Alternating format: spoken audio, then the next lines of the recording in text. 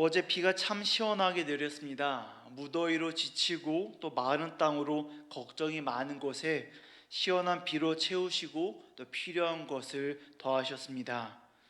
이처럼 우리 하나님께서는 온 세상을 주관하시면서 믿는 자들을 돌보시는 분이심을 고백합니다. 한 주 중에 가장 지친다는 수요일 저녁입니다. 이 저녁 마음을 세우고 또 시간을 정해서 우리 하나님을 만나는 예배 자리로 나오신 해명가정 여러분을 축복합니다. 말씀을 통하여서 세상보다 크시며 또 사람의 강함보다 강하시고 오르시고 선한 길로 인도하시는 하나님을 단단히 붙잡는 이 시간 되기를 바랍니다. 그 소망을 가지고 이 시간 십자가 없는 평안이라는 제목을 가지고 말씀 나누겠습니다. 십자가 없는 평안이라는 이 명제가 말이 되는 것일까요? 우리 그리스도인들에게는 절대 말이 되지 않습니다. 십자가 없는 평안이란 있을 수 없기 때문입니다. 예배 자리에 설 때에 저희가 항상 기억해야 될 우리의 정체성은 바로 그리스도인입니다. 예수님을 따르는 사람들이며 또한 예수님의 제자입니다. 그러면 예수님의 제자는 어떤 사명을 가지고 있습니까? 예수님의 제자는 무엇을 하는 사람들입니까? 바로 십자가를 지고 예수님을 따르는 것입니다. 예수님을 따라서 살아가는데 그 삶 가운데 나의 십자가를 짊어지고 예수님의 뒤를 이어서 가는 것입니다. 왜냐하면 예수님께서 십자가를 먼저 짊어지고 가셨기 때문입니다. 오늘 본문 말씀 너무나 소중한 말씀 마가복음 8장 34절 말씀 다 같이 읽도록 하겠습니다. 함께 읽겠습니다. 무리와 제자들을 불러 이르시되 누구든지 나를 따라오려거든 자기를 부인하고 자기 십자가를 지고 나를 따를 것이니라. 아멘. 예수님을 따르고자 한다면 자기를 부인하고 자기 십자가를 짊어져야 합니다. 사랑하는 여러분, 여러분은 예수님을 따르고 싶으십니까? 아니면 예수님을 믿지만 예수님을 따르는 건 좀 어렵다고 생각하십니까? 십자가를 지지 않고 그저 예수님을 잘 믿고 예수님의 복을 누리면서 사는 것은 어떠하십니까? 하나님을 믿는 자에게 약속하신 그 복만을 지혜롭게 잘 얻어서 평안하게 사는 것은 어떠십니까? 저희가 사순절을 지낼 때면 항상 기억나는 슬로건이 있습니다. 바로 No Cross, No Crown이라는 그런 슬로건입니다. 이것은 십자가 없이는 면류관도 없다라는 뜻이죠. 우리는 이 의미를 묵상하면서 사순절을 보내게 됩니다. 아, 십자가가 없이는 안 되는구나. 그래서 예수님께서 십자가를 지셔야만 했구나. 예수님의 제자된 우리도 십자가를 지어야겠구나라고 묵상하면서 그 사순절기를 보내게 됩니다. 근데 실제로 우리 평소 우리의 신앙의 모습, 신앙의 슬로건은 어떨까요? 아마 이러지 않을까 싶습니다. No cross, all crown. 십자가 없이 모든 면류관을 취하자라는 이 말이 어쩌면 우리 삶의 모습을 드러내는 말일지도 모릅니다. 할 수만 있다면 되는 대로 십자가는 멀리하고 면류관만을 취하자. 이런 사람의 마음 또 사람의 일이 우리 모습 가운데 우리 안에 있음을 부인하지 못하게 됩니다. 정말 이것을 우리의 입 밖으로 말하지는 못한다 해도 그렇게 생각하고 또 그렇게 살아가는 나의 모습과 또 믿는 자들의 모습들을 우리가 자주 목격하게 됩니다. 이 말씀은 꼭 우리만의 이야기는 또한 아니었습니다. 예수님의 제자들도 똑같았습니다. 오늘 본문 말씀이 나오는 그 앞부분을 보면 마가복음 8장 29절에 베드로의 귀한 고백이 나옵니다. 또 물으시되 너희는 나를 누구냐 하느냐. 베드로가 대답하여 이르되 주는 그리스도시니이다 하매라고 고백합니다. 베드로는 예수님께서 나의 주인님 되시며 왕이시고 모두를 구원하는 메시아 그리스도이시다라고 믿음으로써 그 예수님에 대한 고백을 드리게 됩니다. 그리고 제자의 입술을 통하여서 그 고백을 들으시고 나서야 예수님께서는 오랫동안 비밀로 하셨던 예수님 사역의 진짜 목적과 그 의미를 가르쳐 주시고 말씀하여 주십니다. 31절 말씀입니다. 인자가 많은 고난을 받고 장로들과 대제사장들과 서기관들에게 버림받아 죽임을 당하고 사흘 만에 살아나야 할 것을 비로소 그들에게 가르치시되, 예수님께서는 많은 고난을 받아야만 한다, 또 세상과 종교의 권세자들에게 버림을 받고 죽임을 당하야만 한다, 사형당하야만 한다, 그렇게 말씀하시는 겁니다. 또한 거기에 그치지 않고, 하지만 그럼에도 불구하고 사흘 만에 다시 살아날 것이다, 죽음을 이겨낼 것이다 라고 말씀하십니다. 이 성경 구절이 예수님의 생애를 한 줄로 정리하자면 아마 이 말씀으로 저희가 생각할 수 있을 것입니다. 예수님의 그 생애를 드러내는 그 사역의 진짜 의미와 목적을 드러내는 이 말씀을 듣고 나서 제자들은 어떤 생각을 하게 되었을까요? 주는 그리스도라고 고백하는 믿음 위에 선포된 이 진리를 제자들은 드디어 듣고, 아, 예수님은 이런 분이시구나, 우리가 따랐던 분의 목적과 삶은 이 모든 것이구나, 그러기 위해 이것들을 하셨구나라는 것을 이제 알게 된 것입니다. 그런데 그 말씀을 들은 이들의 반응은 전혀 달랐습니다. 더구나 그 진리를 들은 제자, 더구나 그 주는 그리스도시라고 고백을 한 베드로의 반응은 어떠했습니까? 32절 말씀 다 같이 읽겠습니다. 드러냈고 이 말씀을 하시니 베드로가 예수를 붙들고 항변하매.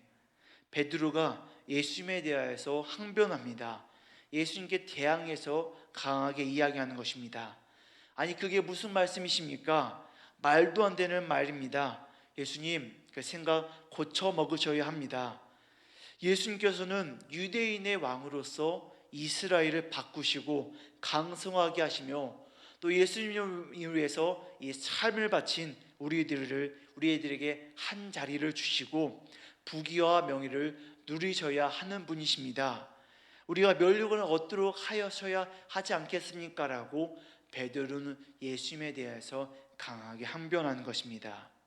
자기가 원했던 것들, 자기들이 예수님 향해서 원하고자 하였던 것들, 예수님이 그러해야 되겠다라고 생각했던 예수님의 모습들을 이 제자 베드로는 예수님께 강하게 이야기하고 있습니다. 맞습니다.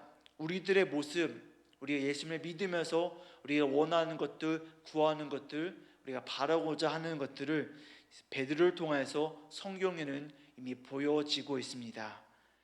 그런 우리에게, 또 제자들에게 예수님께서 따끔하게 하신 말씀 33절 말씀 다 함께 읽겠습니다. 예수께서 돌이키사 제자들을 보시며 베드로를 꾸짖어 이르시되, 사탄아, 내 뒤로 물러가라. 내가 하나님 일을 생각하지 아니하고 도리어 사람의 일을 생각하는도다 하시고, 예수님께서는 베드로에게 꾸짖으시며 말씀하셨습니다. 지금 너가 하는 일들은 하나님의 일이 아닌 사람의 일을 생각하는 일이다 라고 말씀하십니다. 맞습니다. 십자가는 하나님의 일입니다. 그리고 베드로와 제자들이 추구했고, 또 우리가 신앙생활을 하는 가운데서 사람의 일을 가운데서 추구하고 바랬던 면류관은 바로 그와는 반대된 사람의 일입니다. 하나님의 일이 이루어질 때에는 사람의 일이 자연스럽게 따라오는 법입니다. 하나님의 나라와 하나님의 의와 하나님의 뜻이 이루어질 때 그 가운데 사람에게 주어지는 모든 일들도 함께 이루어지는 것을 우리가 알게 됩니다. 하지만 반대로 사람의 일이 하나님의 일보다 앞서게 되면 예수님께서는 베드로에게 그러하셨듯이 분명히 꾸짖으실 것입니다. 그렇다면 사랑하는 여러분, 예수님께서 짊어지셨고 또 그 제자도 짊어졌으며, 오늘날 우리가 짊어져야 하는 그 십자가는 무엇일까요? 예수님께서 너희가 나를 따르기 위해서 짊어져야 될 십자가라고 말씀하신 것들은 무엇일까요? 예수님을 따르기 위해서 우리가 짊어져야 하는, 나를 부인하고 짊어져야 하는 그 십자가는 무엇일까요? 그 십자가를 단순히 몇 가지로 정의할 수는 없습니다. 그리고 그 십자가에 대해서 설교를 하자면 평생을 해도 부족할 것입니다. 그렇기 때문에 오늘 말씀 가운데 한 가지만을 들여다보고자 합니다. 우리가 짊어져야 하는 십자가는 바로 용서입니다. 우리는 용서를 짊어지어야 합니다. 맞습니다. 우리가 짊어져야 될 그 십자가, 용서를 짊어지고 나아가야 합니다. 이 용서에 대해서 생각하기를, 맞습니다. 우리는 우리의 죄를 용서받아야 합니다. 주님 앞에 회개해야 합니다라고 생각하실 수도 있습니다. 근데 이 용서라는 십자가는 하나님께만 지는 것이 아닙니다. 사람에게도 용서를 구해야 합니다. 사람에게 비는 용서가 바로 우리의 십자가, 우리가 짊어져야 될 십자가입니다. 영화 밀양을 보면 참 많은 생각을 하게 됩니다. 영화 밀양에서 전도연 씨가 연기한 주인공은 사랑하는 남편을 사고로 잃고 아들과 함께 남편의 흔적이 있는 남편의 고향 밀양으로 돌아가서 살게 됩니다. 슬픔을 견디면서 살아가는 그 주인공을 웅변학원 원장은 부자로 오해하게 됩니다. 그리고 그 부자에게서 내가 한돈을 취해야겠다라는 오해로서 주인공의 아들을 유괴하고 살해까지 하게 됩니다. 이 절망의 구덩이에서 남편도 사고로 잃고 사랑하는 아들은 그렇게 살인자에게 살해당한 그 절망의 구덩이에서 주인공은 다시금 하나님을 믿으면서 그 아픔이 치유되어 갑니다. 상처의 자리가 가득했지만 하나님을 믿음으로써 그 상처가 치유되어 가고 그 가운데 참 평안을 누리면서 기쁨을 얻게 됩니다. 하나님께서는 그렇게 아픔 가운데 치유하시고 상처하시고 모든 것들을 채워주시는 분이심을 저희는 알고 있고 믿습니다. 그리고 그 가운데 주인공은 예수님의 말씀대로 살아가기를 소망하면서 더 나아가서 예수님께서 하신 말씀대로 원수를 사랑하는 말씀을 실천해야겠구나라고 다짐하고 결단하게 됩니다. 그래서 그 상처의 자리를 이겨나서 자신의 아들을 죽이고 교도소에 갇힌 그 살인자 웅변학원 원장을 찾아가게 됩니다. 그리고 원장에게 내가 만난 하나님, 내가 믿는 예수님을 전하고 예수님을 있는 가운데서 내가 당신을 용서하겠습니다. 원수까지 사랑하라고 말씀하신 하나님을 내가 의지해서 당신을 용서하고 싶다라고 말하고 싶어 합니다.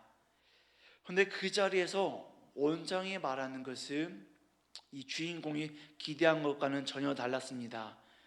원장은 자신도 교도소에서 하나님을 믿게 되었다라고 합니다. 그리고 자신의 죄를 회개하고 용서를 받았으며 그리고 자기가 상처를 주었던 시내를 위해서 주인공을 위해서 기도하게 되었다라고 말하게 됩니다. 그렇게 말하는 원장의 표정은 참으로 평안해 보였습니다. 하나님의 은혜와 용서로서 환해해 보입니다. 용서받은 자의 평안함을 마음껏 누리고 있는 것 같습니다. 그런데 이 말을 들은 주인공은 어떠할까요?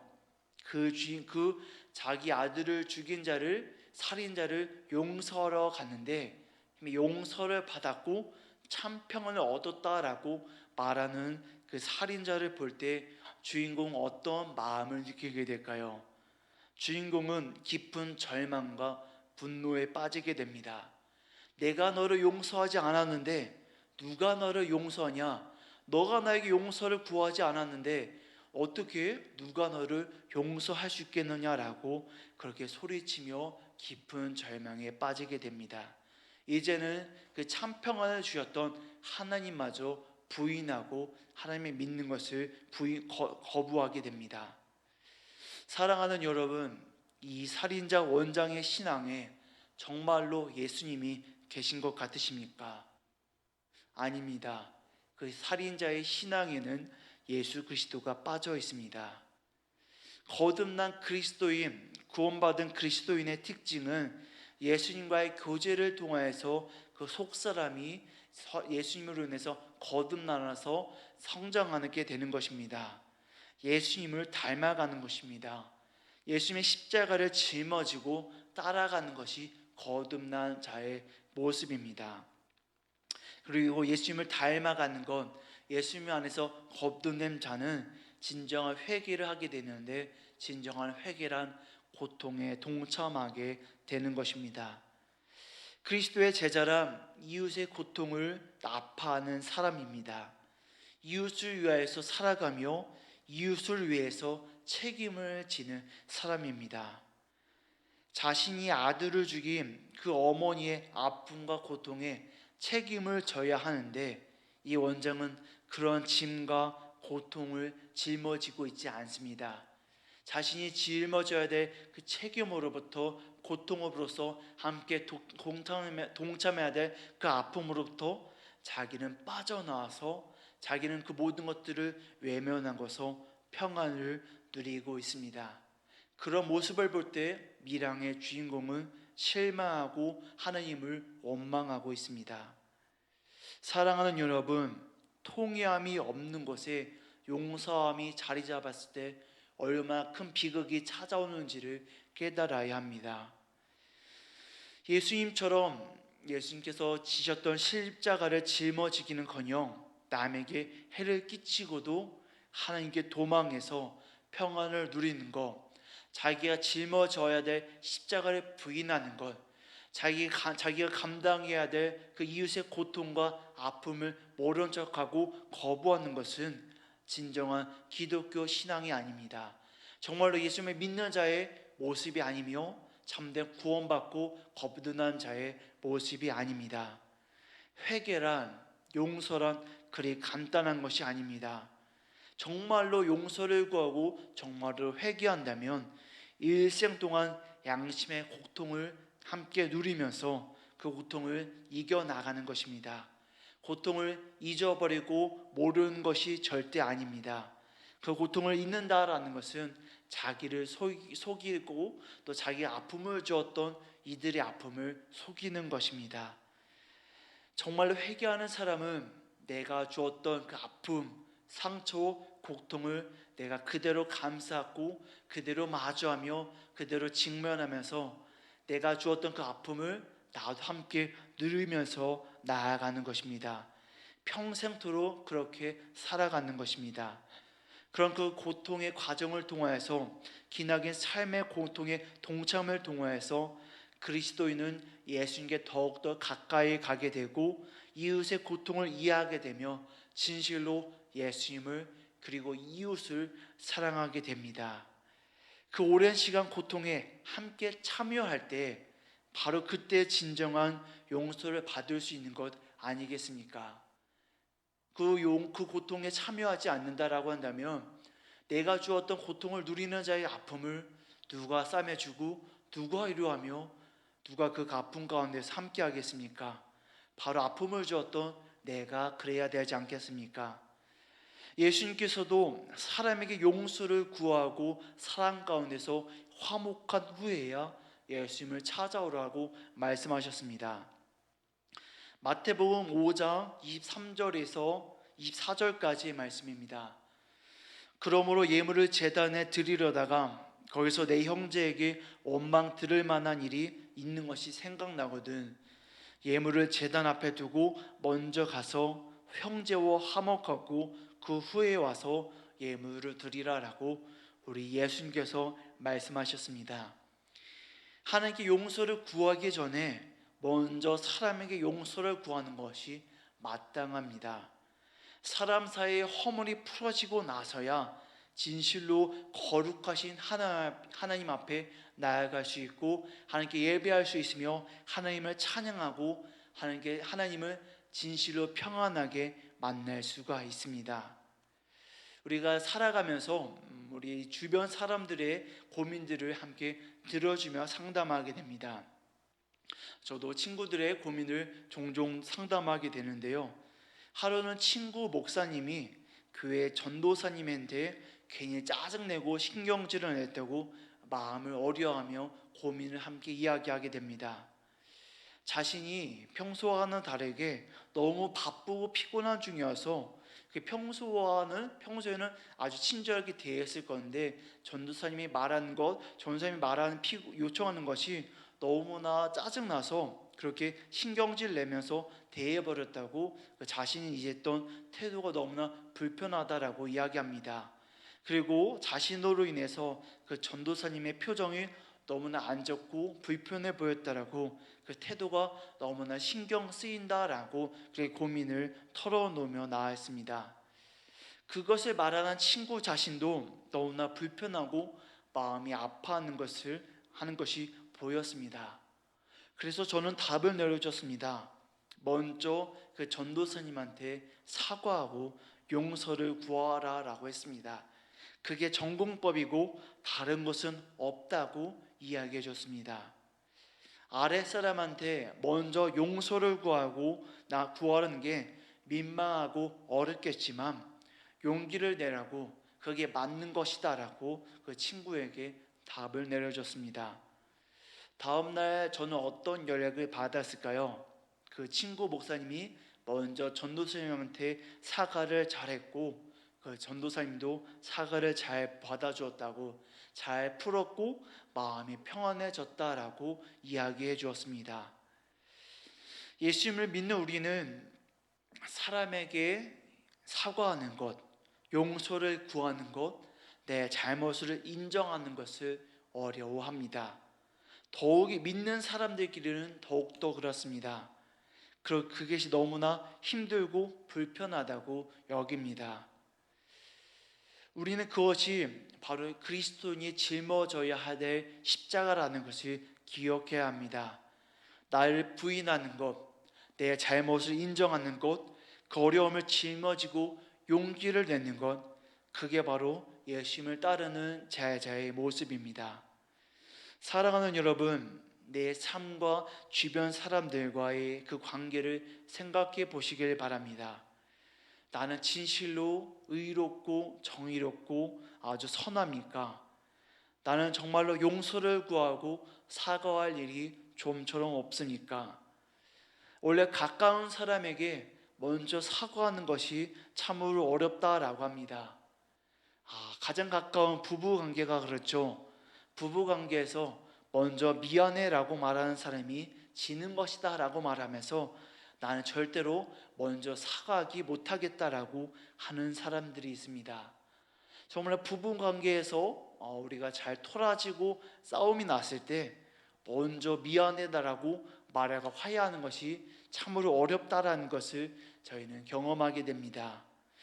또 뿐만 아니라 부모가 자녀에게 사과한다고 미안한다고 말하는 것은 참 쉽지 않다라는 것을 경험하게 됩니다.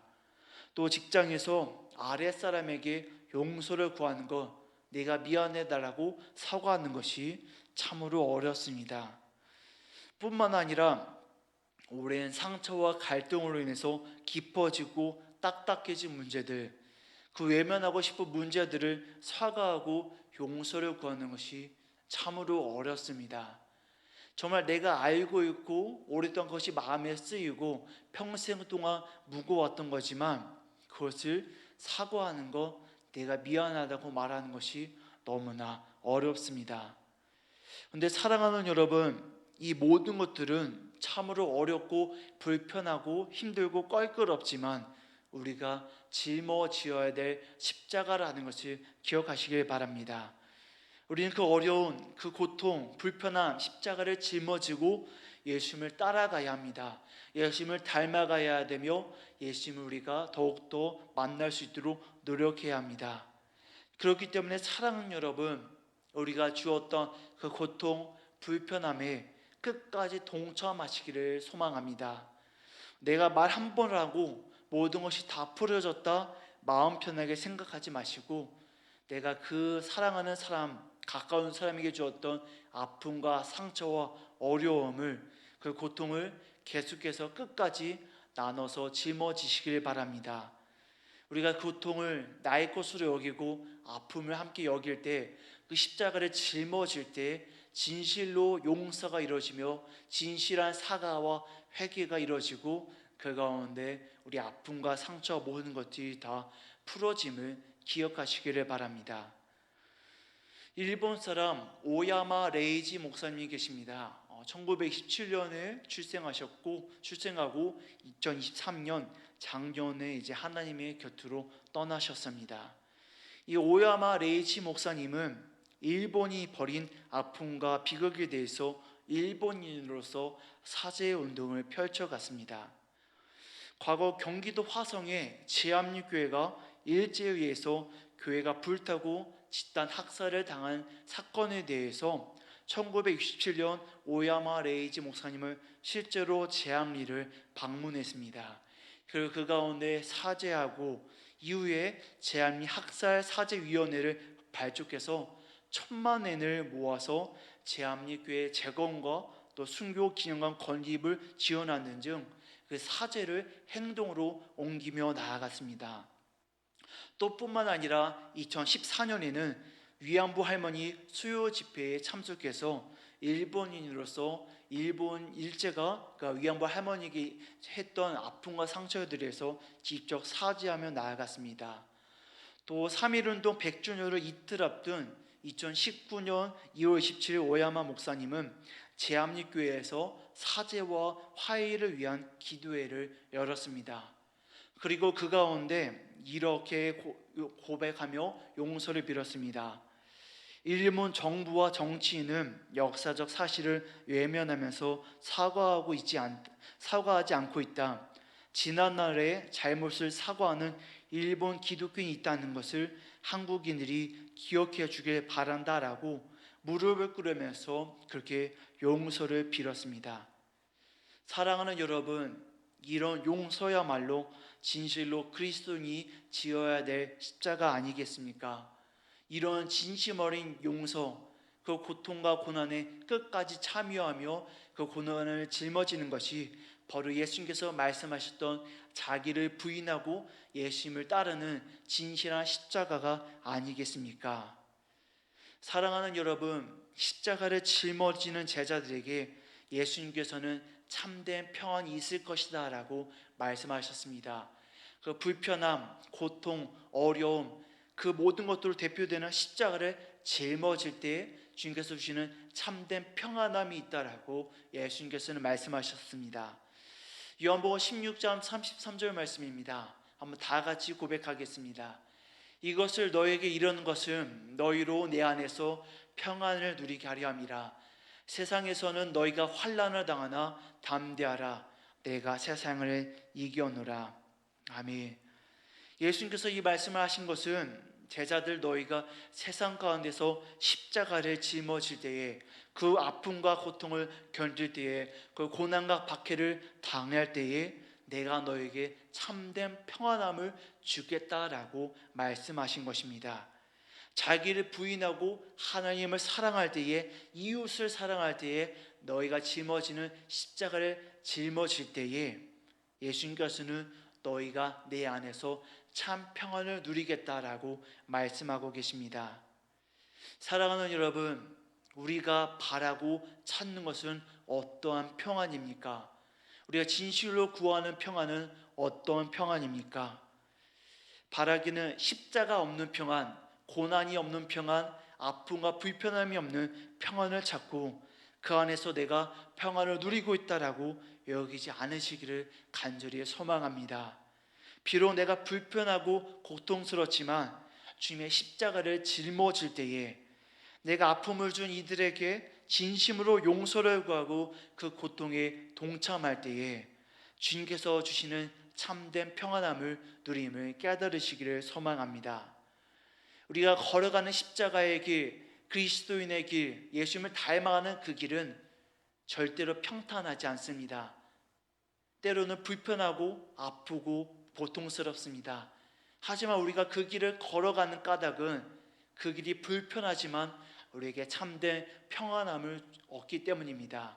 예수님께서 우리에게 참된 평안함을 그 고통 가운데서, 불평 가운데서, 십자가 안에서 진실로 주시기 때문입니다.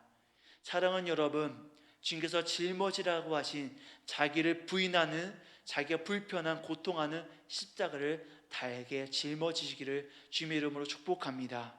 그리고 그 고통의 십자가 안에서 진실로 우리 주님께서만이 주실 수 있는 참된 평안과 안식을 풍성하게 누리는 사랑하는 해명가족 여러분 되시기를 주님의 이름으로 축복합니다. 말씀을 기억하면서 기도로 나아가겠습니다. 우리를 주님의 제자로 삼아주시고 그 십자가의 길을 걸어가게 하신 예수 그리스도를 찬양합니다. 주님, 우리가 말로만 예수님을 믿는다, 십자가를 지겠다 하였음을 회개합니다. 십자가 없는 평안을 누려왔음을 고백합니다. 주님께서 지셨고 우리에게 자신을 부인하고 짊어지고 따르라 하셨던 그 고통과 불편함과 어려움의 십자가를 주님의 제자된 우리가 짊어지게 하여 주옵소서. 제자된 우리가 먼저 사람의 용서를 구할 수 있기를 소망합니다.